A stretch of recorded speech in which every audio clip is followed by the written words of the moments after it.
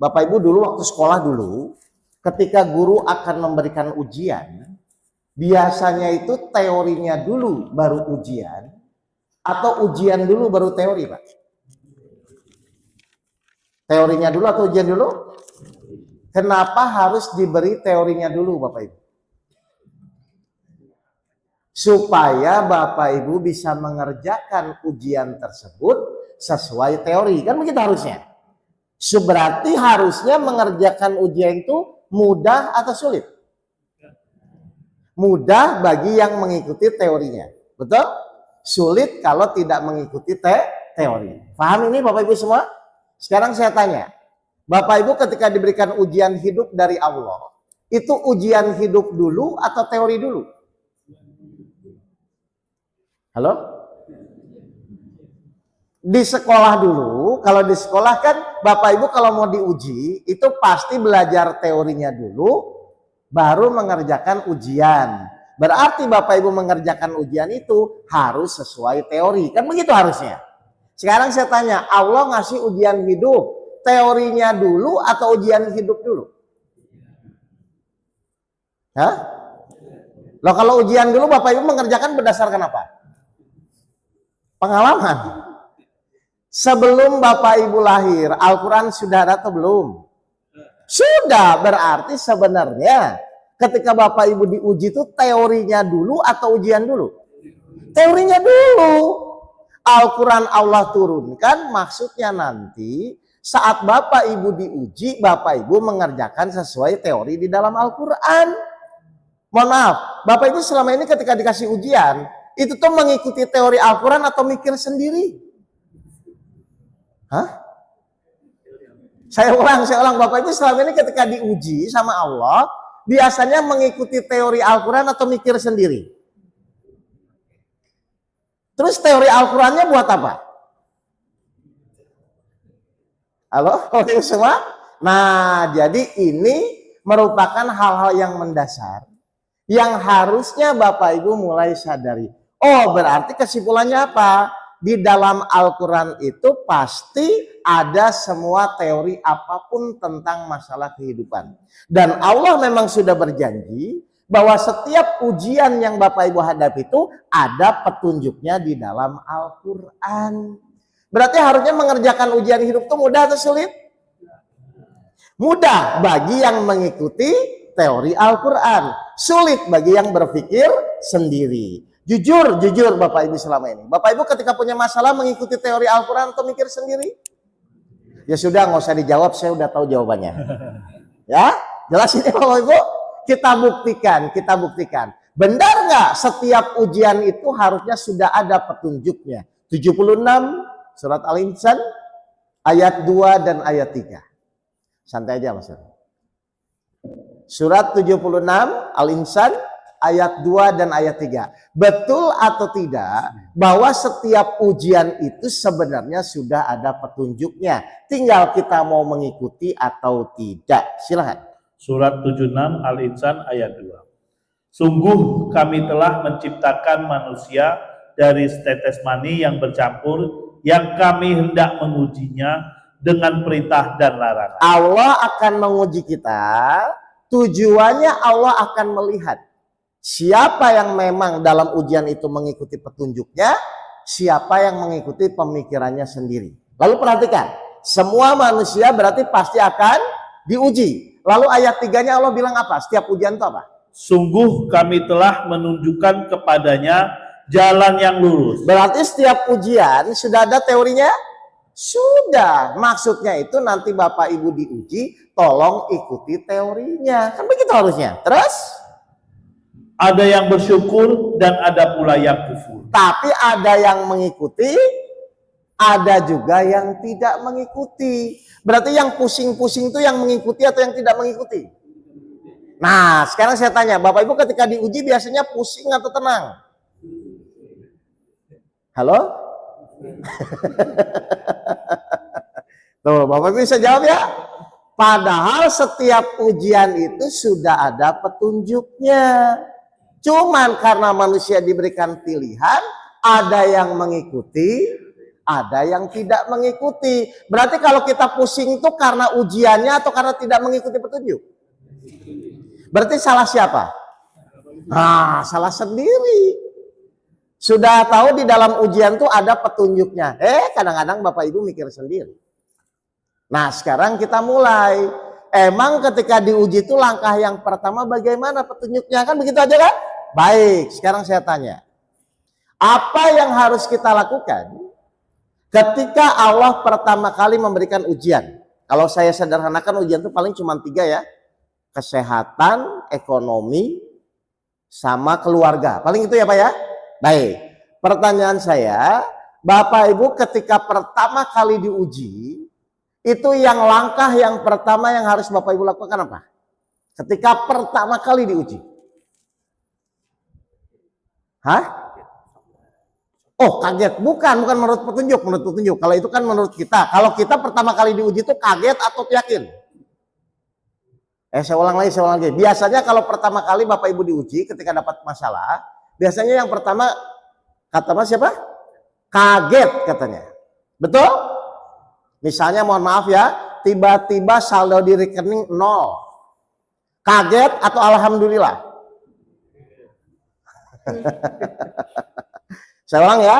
Jadi ketika Bapak Ibu pertama kali Bapak Ibu diuji, yang pertama itu Bapak Ibu, ini saran saya ya, tapi ini menurut Al-Quran. Yang pertama itu adalah harus sesuai dengan Al-Baqarah ayat 2. Silakan.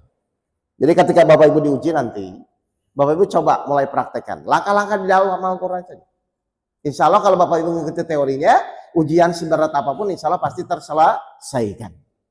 Surat Al-Baqarah surat 2 ayat 2. Zalikal kitabul. Kitab Al-Quran ini tidak ada keraguan padanya. Kitab Al-Quran ini tidak ada keraguan padanya. Mohon maaf Bapak Ibu. Berarti di sini maksudnya apa?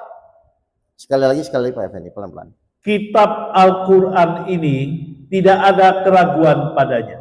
Berarti ini maksudnya apa Bapak Ibu? Pasti. Semua ayat-ayat di dalam Al-Quran pasti benar atau tidak? Pasti kan? Makanya tadi kita sudah setuju bahwa ujian seberat apapun harusnya kita mulai mengikuti petunjuk Al-Quran.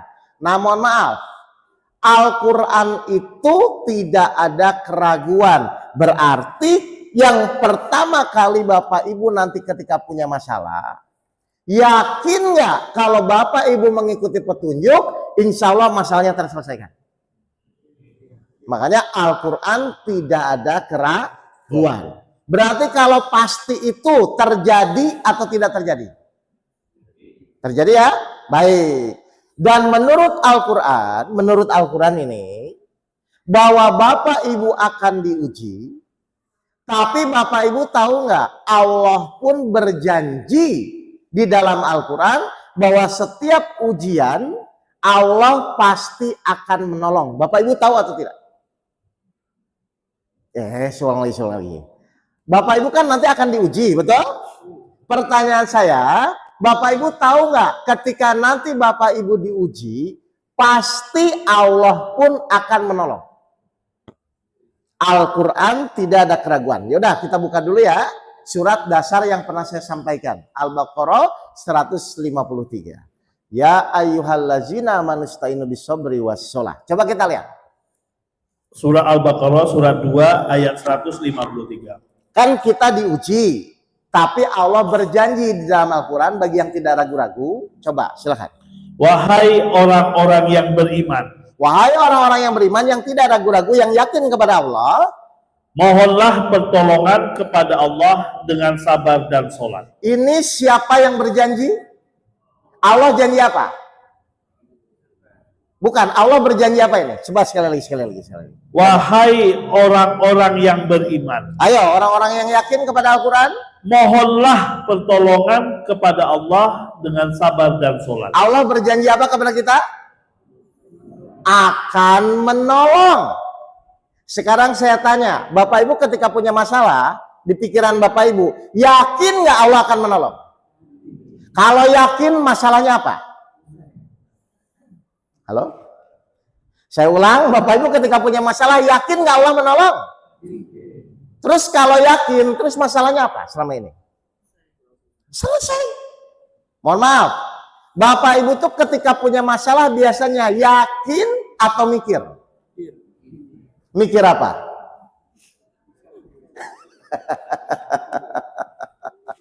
Mengerti nggak ini Bapak Ibu ini?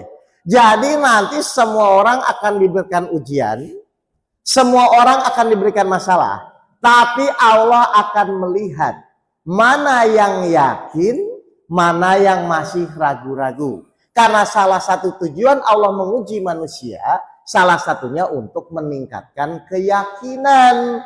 Berarti nanti ketika Bapak Ibu punya masalah, dalam pikiran Bapak Ibu, saya yakin seberat apapun Allah pasti menolong saya. Makanya saya tanya, berarti Allah itu menolong pada semua orang atau tidak semua orang? Baca lagi Pak Fendi. Wahai orang-orang yang beriman. Siapa? Allah nolong pada siapa? Yang yakin dong. Kalau yang tidak yakin Allah biarkan sampai dia yakin. Ya, berarti nanti ketika punya masalah, Bapak Ibu langkah yang pertama yakin dulu bahwa pasti Allah menolong. Terus setelah itu apa? Yakin? Mohonlah pertolongan kepada Allah dengan sabar dan sholat. Berarti ayat ini tuh kepada yang sudah ditolong atau yang belum ditolong? Halo? Ayat ini, wahai orang-orang yang beriman, mohonlah pertolongan kepada Allah dengan sabar dan sholat. Berarti ayat ini tuh kepada yang sudah ditolong atau yang belum ditolong? Yang belum dong. Kalau yang sudah ditolong ngapain minta tolong lagi? Betul? Nah sekarang saya tanya, Bapak Ibu tuh setiap punya masalah, seyakin apa bahwa masalah yang Bapak Ibu terima itu Allah pasti nolong? Jadi kita tidak bicara masalahnya, tapi kita bicara seyakin apa. Ketika Bapak Ibu menghadapi masalah, memiliki masalah, Allah pasti menolong masalah kita. Kenapa? Karena kalau Bapak Ibu dari awal sudah tidak yakin, maka Bapak Ibu kena pasal Allah sesuai praduga prasangka hambanya. Bapak Ibu nggak yakin, maka itu yang terjadi. Berarti ini tergantung diri kita atau tergantung Allah? Nah, sekarang saya tanya, Bapak Ibu saat selama ini ketika diuji, diberikan masalah, Bapak Ibu tuh sudah yakin atau kadang-kadang masih mikir-mikir? Ini pertanyaannya. Atau kalau masih mikir-mikir, sekarang saya tanya lagi, ada nggak sifat Allah yang meragukan sehingga Bapak Ibu masih kurang yakin sama Allah? Kalau tidak ada, kenapa ketika punya masalah masih bingung, masih pusing?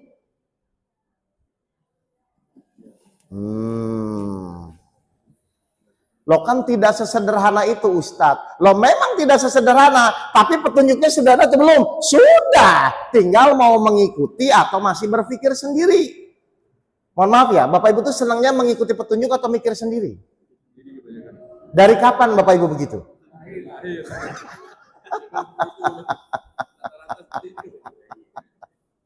Jelas ya Bapak Ibu semua ya? Jadi sebenarnya langkah yang pertama nanti ketika Bapak Ibu diuji itu, tanamkan dalam pikiran, insya Allah, Allah pasti akan menolong. Dari mana? Dari Al-Baqarah 153. Mohon maaf, kalau Allah sudah berjanji, pasti terjadi nggak? Lah makanya kalau pasti apa yang dikhawatirkan? 30 ayat 6, loncatin. Surat 30 ayat 6. Surat Ar-Rum, surat 30 ayat 6. Kalau Allah sudah berjanji pasti terjadi atau tidak? Nah itu kita yakini dulu Pak. Apa ya? Itulah janji Allah. Allah tidak akan menyalahi janjinya, tetapi kebanyakan manusia tidak mengetahui. Nah, Allah sudah berjanji akan menolong kepada kita. Berarti modal yang pertama saat kita ingin ditolong Allah, yakin dulu bahwa Allah pasti menolong. Itu modal yang pertama. Paham ini Bapak Ibu ini? Baik, setelah yakin apa langkah yang kedua? Bukan, balik lagi Al-Baqarah 153 lagi. Setelah yakin, apa setelah yakin? Wahai orang-orang yang beriman, Baik, saya yakin Allah pasti menolong. Setelah yakin ya, perhatikan. Terus? mohonlah pertolongan Setelah kepada yakin Allah. apa? Berdoa. Ya Allah, ampunilah segala dosa saya. Tobat dulu ya, tobat dulu, berdoa, mohon ampun.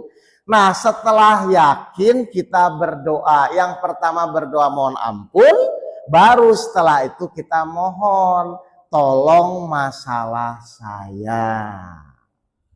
Jadi Bapak Ibu kan ada panduannya ini. Setelah yakin, kita berdoa mohon diampuni kalau misalnya ada segala salah, segala dosa. Karena kita nggak tahu kan apakah itu teguran atau ujian kan Pak. Makanya setelah yakin Bapak Ibu mohon ampun. Supaya apa? Mungkin masalah-masalah yang menimpa kita itu ada dari dosa-dosa kita yang kita sengaja ataupun yang tidak sengaja. Jadi doanya dua. Satu doa mohon ampun. Yang kedua doa mohon pertolongan. Pertanyaan saya, kenapa kita harus minta tolong kepada Allah? Karena satu-satunya yang bisa menolong, yang bisa menyelesaikan permasalahan kita hanya dengan pertolongan Allah. Surat 3 ayat 160. Silakan. Kenapa kita harus minta tolong kepada Allah dengan keyakinan? Karena satu-satunya yang bisa menyelesaikan, yang bisa menolong permasalahan itu hanya pertolongan Allah. Surat 3, surat Al-Imran ayat 160. Baik. Jika Allah menolong kamu, maka tidak ada yang dapat mengalahkan kamu. Perhatikan ini. Terus? Tetapi jika Allah membiarkan kamu tidak memberi pertolongan, maka siapa yang dapat menolongmu? Ayo Bapak Ibu.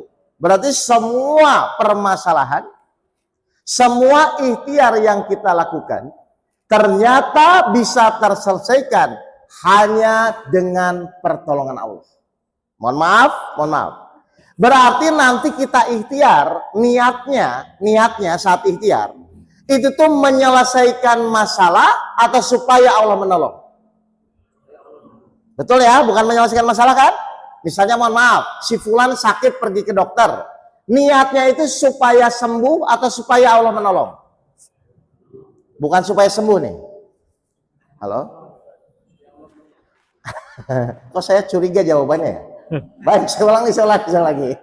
Berarti nanti saat Bapak Ibu ikhtiar, niatnya itu untuk menyelesaikan masalah atau supaya Allah menolong? Supaya Allah menolong ya. Pertanyaan saya, kira-kira Allah menolong itu kepada yang bersyukur atau mengeluh?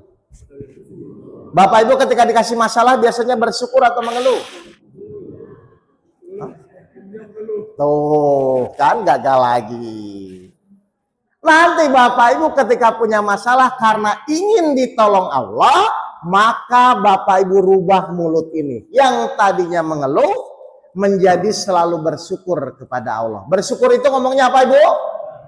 Alhamdulillah. Nggak punya uang, ngomongnya apa? Suami marah-marah, ngomongnya apa? Solehah sekali Ibu semuanya. Jelas ini Bapak Ibu semua ini? Jadi langkah yang kedua adalah kita berdoa. Berdoa apa? Dengan keyakinan Allah menolong. Doa yang pertama taubat dulu, karena mungkin itu dari kesalahan-kesalahan kita. Doa yang kedua baru mohon pertolongan dengan keyakinan Allah pasti menolong. Pertanyaan saya, kenapa Allah pasti menolong? Ya Allah berjanji. Kenapa tadi Allah pasti menolong?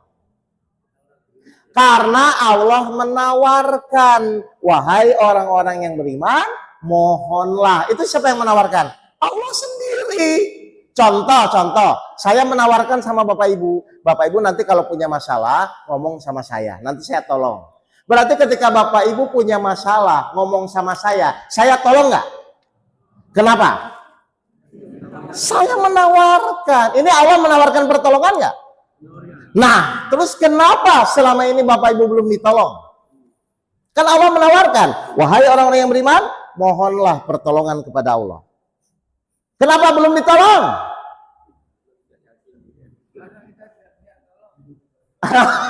Karena kita tidak minta. Ya, maksudnya sekarang Bapak tahu ya, bahwa setiap masalah itu kan harusnya yakin dulu terus minta pertolongan. Pertanyaan saya, tapi banyak nggak orang minta tolong belum ditolong? Berarti salah ayat ini atau salah dirinya? Pasti salah dirinya. Ini salahnya di mana? Salahnya biasanya setelah Bapak Ibu berdoa minta tolong, disuruh apa sama Allah supaya mendapatkan pertolongan? Tuh, mohon maaf, ketika Bapak Ibu minta tolong kepada Allah, langsung ditolong atau ada prosesnya? Nah, saya tanya, ketika Bapak Ibu proses menjalani ujian, harusnya bersabar atau cepat selesai? Bapak Ibu ketika punya masalah itu biasanya sabar atau ingin cepat selesai? Hah? Loh kan petunjuknya bukan begitu. Baca lagi. Surat apa? Al-Baqarah 153. Al-Baqarah 153. Baca lagi. Makanya ini Bapak Ibu lihatin aja petunjuknya ayat ini, ya.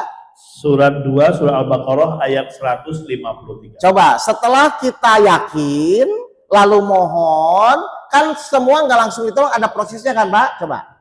Wahai orang-orang yang beriman, mohonlah pertolongan kepada Allah. Nah, setelah minta tolong kan ada prosesnya. Disuruh apa? Dengan sabar dan sholat. Berarti setelah Bapak Ibu berdoa, lalu Bapak Ibu ikhtiar, berarti saat ikhtiar tuh harus sabar atau ingin cepat selesai?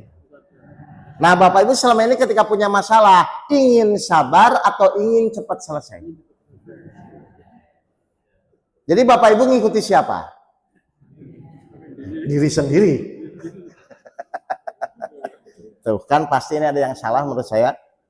Harusnya saat menjalani proses ujian itu jalani dengan sabar. Kenapa Allah nyuruh sabar? Kenapa Allah nyuruh sabar, Pak? Lanjut ayatnya. 153 lagi, 153. Ya, kenapa Allah nyuruh sabar? Wahai orang-orang yang beriman, mohonlah pertolongan kepada Allah dengan sabar dan sholat. Sungguh Allah beserta orang-orang yang sabar. Kenapa Allah nyuruh sabar? Karena Allah bersama beserta orang-orang yang sabar. Mohon maaf, ujian seberat apapun, kalau Bapak Ibu bersama Allah, terasa ringan atau terasa berat? Makanya Bapak Ibu saat ujian itu harus sabar. Berarti sabar itu kesadaran atau paksaan? Bapak Ibu selama ini sabar itu paksaan atau kesadaran? Sadar benar? Halo?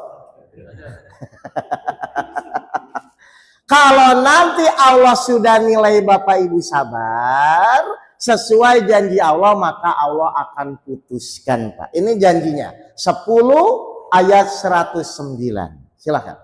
Kalau memang Bapak Ibu sudah sabar dengan benar, insya Allah Allah akan putuskan sesuai janjinya di surat 10 ayat 109. Silahkan. Surat Yunus, surat 10 ayat 109. Kalau Bapak Ibu sudah sabar, maka Allah putuskan sesuai janjinya. Dan ikutilah apa yang diwahyukan kepadamu. Ikutilah Al-Quran, petunjuk-petunjuk Allah. Lalu karena setiap ujian ada waktunya apa? Terus? Dan bersabarlah hingga Allah memberi keputusan. Nah, jadi Bapak Ibu memang tugas Bapak Ibu tuh menjalani ujian demi ujian dengan sesuai petunjuk-petunjuk Allah. Baik, karena waktunya sudah selesai. 5:15. Ada pertanyaan mungkin atau terserah? Iya, silakan. Oh, tambah 10 menit. Oh, baru pertanyaan. Oke. Jadi ditambah lagi 10 menit injury time. Baik, karena memang materinya masih sepotong ini. Tapi kan saya harus sesuai. Baik, jadi saya ulang dulu ya. Jadi nanti Bapak Ibu silahkan menjalani ujian masing-masing. Tapi ingat, Allah akan mengawasi sikap Bapak Ibu di dalam menjalani ujian. Apakah sabar atau mengeluh? Apakah sabar atau marah-marah? Karena yang menentukan nanti Allah menolong atau tidak tergantung dari sikap Bapak Ibu semua. Kalau sikap Bapak Ibu benar, Allah pasti menolong. 52 ayat 48. Silakan. Allah mengawasi kesabaran kita. Ketika Bapak Ibu menjalani ujian memang sesuai, memang sabar, pasti Allah menolong.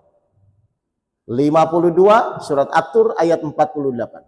Surat 52 At-Tur ayat 48. Perhatikan, Allah mengawasi kesabaran kita Bapak Ibu. Dan bersabarlah Muhammad menunggu ketetapan Tuhanmu. Ayo bersabarlah menunggu ketetapan Allah. Terus? Karena sesungguhnya engkau berada dalam pengawasan kami. Perhatikan, jadi nanti Bapak Ibu akan diuji. Lalu Allah akan melihat keyakinannya. Allah akan melihat Bapak Ibu memohon ampun kepada Allah dan bertobat dan memohon pertolongan kepada Allah. Lalu saat menjalani ujian, Allah akan mengawasi kesabaran Bapak Ibu semua. Dan mohon maaf, kenyataannya orang ketika dikasih masalah, biasanya secara jujur, ingin cepat selesai atau ingin sabar. Itu dari kapan Bapak Ibu berpikir seperti itu? Jadi Bapak Ibu yang penting itu selesai atau sabarnya? Saya ulang. Selama ini Bapak Ibu ketika punya masalah, Bapak Ibu itu lebih penting mana? Sabar atau selesai masalahnya? Jadi sabar nggak penting. Tuh. Ayo Bapak Ibu renungkan ini. Berarti selama ini Bapak Ibu fokus di selesainya masalah atau di sabarnya? Selama ini selesainya masalah kan? Padahal mohon maaf. Memang setelah selesai masalah, nggak ada masalah yang lain. Terus mau kemana Bapak Ibu cepat-cepat menyelesaikan? Ayo. Surat 94 ayat 6 dan ayat 7. Setelah selesai masalah satu, pasti akan datang masalah yang lain. 94 ayat 6 dan ayat 7. Apa kata Allah? Sesungguh surat Al-Insyirah ayat surat 94 ayat 6 Surat dan 7. Al-Insyirah ayat 6 dan ayat 7. Perhatikan, biar Bapak Ibu itu mau selesai itu mau apa sih cepat-cepat? Terang aja. Sesungguhnya bersama kesulitan ada kemudahan. Semua permasalahan dengan pertolongan Allah pasti akan terselesaikan. Tapi Allah bilang apa? Bilang apa? Terus? Maka apabila engkau telah selesai dari sesuatu urusan, Kalau Bapak Ibu sudah selesai dengan masalah yang satu, tetaplah bekerja keras untuk urusan yang lain. berarti datang lagi nggak masalah yang lain? Nah terus Bapak Ibu cepat-cepat menyelesaikan masalah itu pengen apa? Kan nanti datang lagi. Ayo. Berarti yang terpenting itu selesainya atau sabarnya? Kenapa sabar itu lebih penting dari selesai masalah? Karena kalau Bapak Ibu sudah sabar, pasti otomatis masalah selesai. Karena kalau Bapak Ibu sudah sabar, Allah siapkan apa untuk orang-orang yang sabar? 25 ayat 75.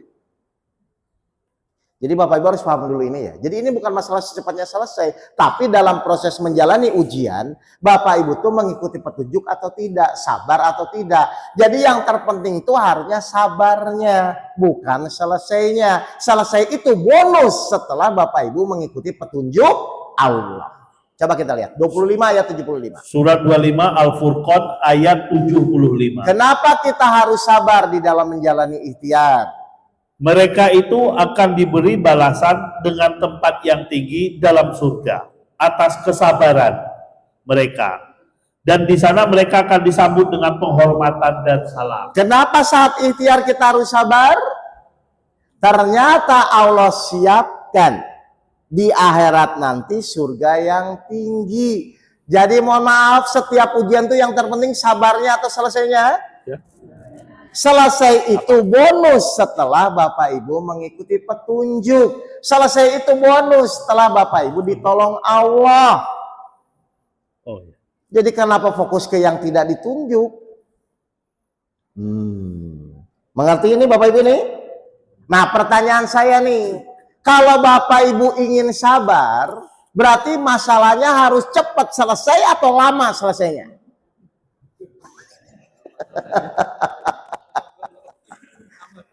Pokoknya lama tidak lama tergantung Allah ya, terserah Allah ya. Tapi ketetapan Allah di dalam menolong pasti akan terjadi. 16 ayat 1. Ya, jadi Bapak Ibu ikuti aja langkah-langkahnya. Insya Allah nggak akan sulit. Ya, surat 16 ayat 1. Apa kata Surat Allah? An-Nahl surat 16 ayat 1. Ya, Ketetapan Allah pasti datang. berarti semua yang Allah janjikan pasti akan terjadi ya. Wahai orang-orang yang beriman, mohonlah pertolongan kepada Allah dengan sabar dan sholat. Pasti akan ditolong. Cuman Allah nyuruh apa? Cuma satu Pak. Apa? Maka janganlah kamu meminta agar dipercepat datangnya. Berarti Allah nyuruh apa? Nah, kalau memang sabar itu perintah Allah, harusnya Bapak Ibu jalani dengan kesadaran atau paksaan? Kesadaran saja. Berarti ketika pasangan kita menjengkelkan Pak, itu tuh sebagai masalah atau sarana latihan sabar. Berarti Bapak seneng nggak latihan sabar?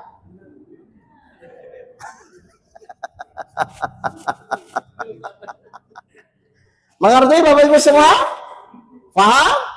Berarti sekarang yang perlu dilakukan adalah setelah Bapak Ibu selesai masalah, pasti akan datang masalah yang lain kan? Tapi mohon maaf, kalau Bapak Ibu tadi sudah belajar mengikuti petunjuk, oh iya ya, ternyata dengan saya yakin, saya berdoa kepada Allah, saya jalani dengan sabar, masalah selesai. Berarti untuk masalah berikutnya sama nggak cara penyelesaiannya juga? Sama saja. Mau hutang 2,5 miliar, mau hutang 5 juta, mau hutang 10 juta. Kalau Allah yang menolong, beres. Mau sakit kanker, mau sakit leukemia, mau sakit perut, kalau Allah menolong, beres. Berarti semua permasalahan tetap ujung-ujungnya yang akan menyelesaikan siapa? Allah. Pertanyaan saya, kalau Bapak Ibu tahu semua masalah itu ujung-ujungnya yang menyelesaikan Allah, terus buat Bapak Ibu pusing itu kenapa?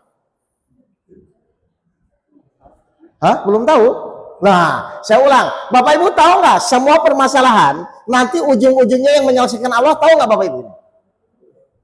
Tahu. Nah, terus kalau memang tahu, harusnya Ibu santai saja jalani atau pusing mikirin solusi?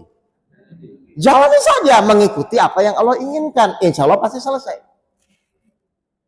Berarti tugas kita tuh menerima masalah, menjalani masalah, atau mengatasi masalah. Menjalani sesuai petunjuk atau tidak. Loh, tapi kan tidak sederhana itu Ustadz. Emang ada pilihan? Mohon maaf, Bapak Ibu bisa menolak masalah nggak? Nggak bisa. Lah kalau tidak bisa menolak berarti apa? Ya jalani sudah. Tinggal pilihannya mengikuti petunjuk atau pemikiran kita sendiri. Jadi tolong ya Bapak Ibu ya, hidup cuman sekali. Ya, jangan sampai hidup sekali ini Bapak Ibu cuman stres gara-gara cuma sekadar memikirkan masalah yang ujung-ujungnya Allah juga yang menolong. Kecuali Bapak Ibu disuruh menyelesaikan, baru pusing. Mohon maaf, menyelesaikan dengan minta tolong lebih mudah yang mana? Minta tolong ya, tapi Bapak Ibu senangnya menyelesaikan atau minta tolong?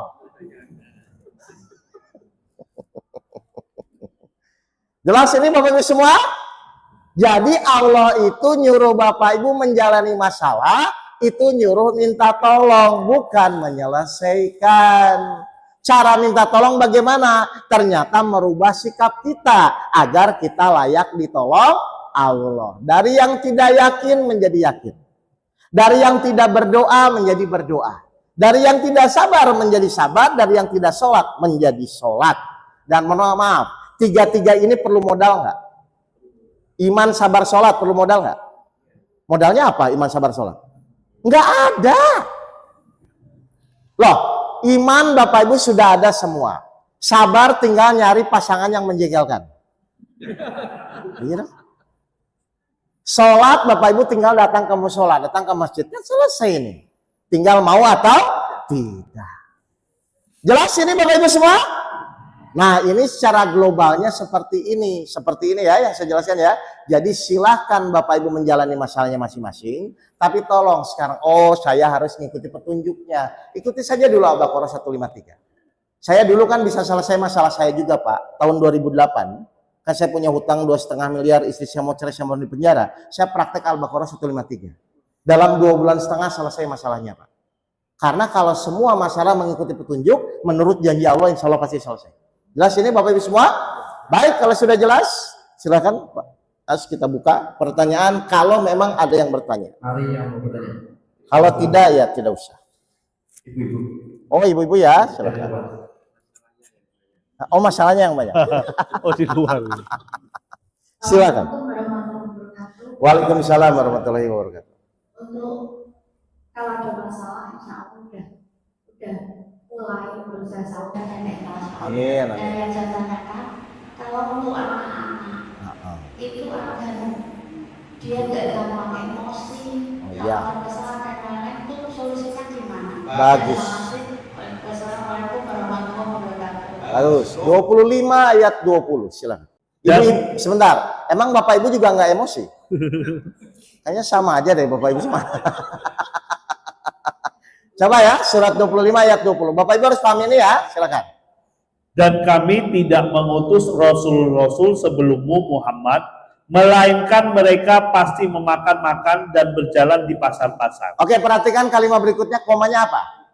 Dan kami jadikan sebagian kamu sebagai cobaan bagi sebagian yang lain. Berarti kalau Bapak Ibu nanti akan diuji oleh Allah, dengan ayat ini kami akan jadikan sebagian kamu menjadi cobaan sebagian yang lain. Berarti kalau seorang suami diuji dari mana? Istrinya. Seorang istri diuji dari mana? Suaminya. Suami istri biasanya diuji dari mana? Anaknya. Berarti pertanyaan saya, wajar nggak Bapak Ibu diuji dari anak?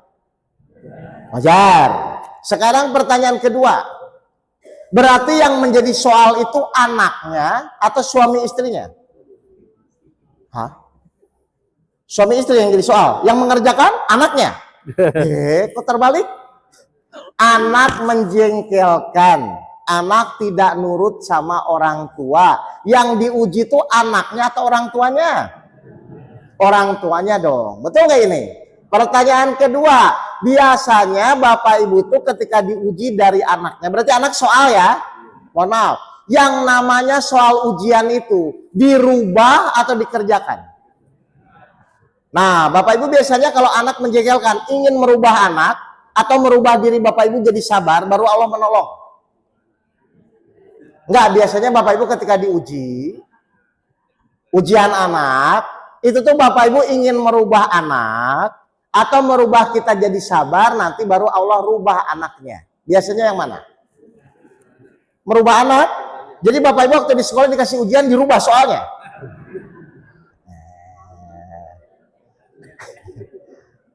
Allah ngasih soal ujian itu bukan untuk dirubah.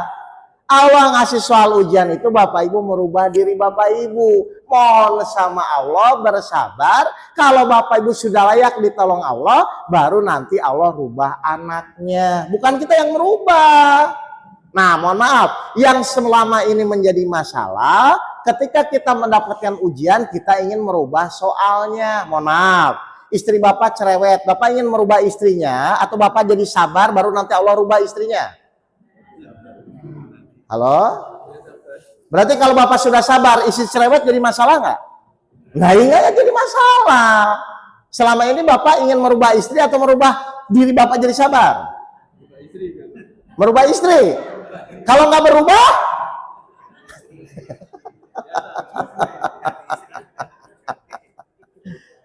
jelas. Ini Bapak Ibu semua ya. Jadi Bapak Ibu harus ngerti dulu. Oh, ujian rumah tangga itu, ujian keluarga itu pasti soalnya di orang-orang terdekat. Berarti kalau nanti Bapak diuji dari istri yang marah-marah, istri cerewet, berarti kan soal. Jangan coba-coba rubah soalnya. Karena Bapak Ibu pun di sekolah dulu kalau dikasih ujian nggak mungkin merubah soal. Kenapa Bapak Ibu dikasih ujian hidup ingin merubah soalnya? Yang melakukan itu Bapak berubah sesuai keinginan Allah, jadi beriman dengan benar, jadi sabar dengan benar. Berarti istri itu jadi masalah atau jadi sarana sabar? Ketika Bapak Ibu sudah sabar, insya Allah pasti istrinya berubah. Akhlaknya, istrinya tetap itu. Jelas ini Bu? Jadi ibu rubah diri ibu jadi sabar, nanti secara sunatullah Allah merubah anaknya kalau memang Bapak Ibu sudah sabar. Ya, tapi tetap kita ikhtiar ya. Ikhtiar menyampaikan, ikhtiar mengarahkan, menasihati, tegas boleh, tapi hati Bapak Ibu tahu bahwa ini semua terjadi atas izin Allah. Bagaimana solusinya ketika kita itu memang terdesak secara ekonomi, utang banyak, dan kita ini punya gengsi. Misalnya, saya itu tentu binatang sabar, saya itu anaknya orang kaya, saya itu sudah cari pekerjaan, tidak dapat. Jadi bagaimana cara mengatasi ekonomi tersebut? Padahal saya itu utangnya banyak dan perut harus diisi istrinya dan suaminya. Bagus, ya, baik. Bagus ini pertanyaan realistis. Pekerjaan tidak dapat. Ya, Jadi bagaimana cara mengatasi ekonomi tersebut? bagus. Padahal saya itu utangnya banyak dan perut harus diisi Ya. istrinya Baik. dan suaminya. Bagus. Sekarang saya baik. Bagus ini pertanyaannya realistis. Mungkin ini pertanyaannya orang yang di luar sana ya Bu ya. Di sini nggak ada yang begitu. Gini, saya mau tanya dulu. Kan tadi saya bilang, semua permasalahan itu akan bisa terselesaikan hanya dengan pertolongan Allah. Betul? Hanya itu satu atau dua. Berarti bisa nggak Bapak Ibu menyelesaikan meskipun Bapak Ibu ikhtiar, meskipun Bapak Ibu bangsawan tanpa pertolongan Allah? Baik, pertanyaan saya, berarti orang minta tolong itu gengsi atau tidak? Halo? Kalau Bapak Ibu ingin ditolong Allah, berarti harusnya gengsi atau tidak? Atau Bapak Ibu ingin ditolong Allah tapi gengsi gitu? Ingat ya Bu ya, ini bukan urusannya dengan manusia. Ini urusannya apalah? Kalau namanya orang minta tolong dan kita wajar, kita minta tolong sama Allah. Mohon maaf, orang minta tolong itu berarti mampu atau tidak mampu? Saya ulang, orang minta tolong harusnya mampu atau tidak mampu? Lah kalau tidak mampu kok gengsi? Halo Bu? Kalau tidak mampu itu harusnya nggak gengsi. Ini logika aja sebenarnya. Jadi saya ulang dulu. Langkah yang pertama adalah dia harus menyadari bahwa apa? Gengsi itu tidak membuat Allah memberikan pertolongan kepada kita. Ya, jadi terserah sekarang. Bapak Ibu mau bertahan dengan gengsinya silahkan. Tapi kalau saya jadi Bapak Ibu, karena saya butuh Allah dan Allah akan menolong kepada yang merasa tidak mampu, maka yang pertama gengsinya harus turun. Kenapa? Mau segengsi apapun kita kalau sudah lapar mau apa? Ya kan? Bapak Ibu gengsi. Terus ada orang tiba-tiba ngasih, tapi karena gengsinya enggak. Terus Ibu mau Bapak mau apa? Jelas Bu, Pak? Jadi yang pertama tolong turunkan gengsi. Kenapa? Karena semua permasalahan pertolongan Allah akan datang kepada orang yang menurunkan egonya. Saya tanya ya, menurunkan gengsi itu mudah atau sulit? Hah? Menurunkan gengsi mudah atau sulit? Halo?